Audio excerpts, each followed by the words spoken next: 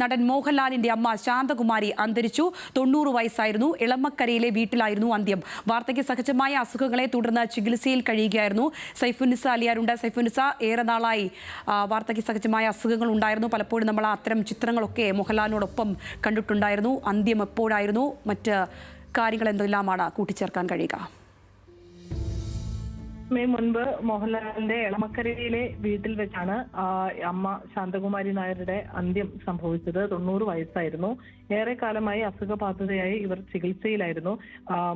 അമ്മയ്ക്ക് വേണ്ടി പ്രത്യേക പരിചരണവും ഒക്കെ മോഹൻലാൽ ഒരുക്കുകയും ചെയ്തിരുന്നു. എളമക്കരയിലെ വീട്ടിലായിരുന്നു മോഹൻലാല് മിക്ക സമയങ്ങളിലും താമസിച്ചിരുന്നത് അമ്മയുടെ ചികിത്സാർത്ഥം. ഈ എളമക്കരയിലെ വീട്ടിൽ വെച്ചായിരുന്നു ഈ മോഹൻലാലുമായി ബന്ധപ്പെട്ട പ്രധാനപ്പെട്ട എന്തെങ്കിലും ആഘോഷങ്ങളൊക്കെ നടക്കുകയാണെങ്കിൽ പോലും അമ്മയുടെ സാന്നിധ്യം ഉള്ളതുകൊണ്ട് തന്നെ അവിടെയായിരുന്നു അദ്ദേഹം തെരഞ്ഞെടുക്കാറുമുള്ളത്. ഏറെ നാളായി അമ്മ അസുഖബാധിതയെ ചികിത്സയിലായിരുന്നു. ഏറ്റവും ഒടുവിൽ ദാദാ സാഹിബ് ഫാൽക്കെ അവാർഡ് കിട്ടിയപ്പോൾ പോലും മോഹൻലാൽ പുരസ്കാര പ്രഖ്യാപനം നേരെ അമ്മയുടെ അടുത്തേക്കായിരുന്നു. അമ്മയ്ക്ക് മനസ്സിലായി, താൻ അമ്മയോട് പറഞ്ഞു. അമ്മയോട് താൻ പറയുന്നതാണ് അമ്മയ്ക്ക് മനസ്സിലാകുന്നത്, അമ്മ തിരിച്ചു പറയുന്നത് തനിക്ക് മനസ്സിലാകുമെന്നൊക്കെ അന്ന് സംസാരിച്ചപ്പോൾ മോഹൻലാൽ പറയുകയും ചെയ്തിരുന്നു. അമ്മ ശാന്തകുമാരിയുമായി മോഹൻലാൽ ഏറെ അടുത്ത ബന്ധമായിരുന്നു. കഴിഞ്ഞ കുറച്ചു കാലമായി ആരോഗ്യപരമായ ചില കാരണങ്ങളാൽ ചികിത്സയിലായിരുന്നു ശാന്തകുമാരി.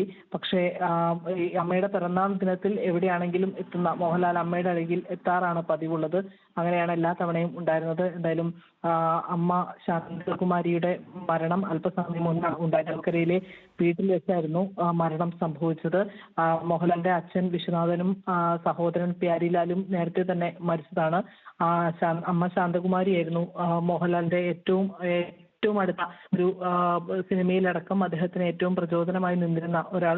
ആ ആൾ കൂടി ഇപ്പോൾ പറഞ്ഞിരിക്കുകയാണ്.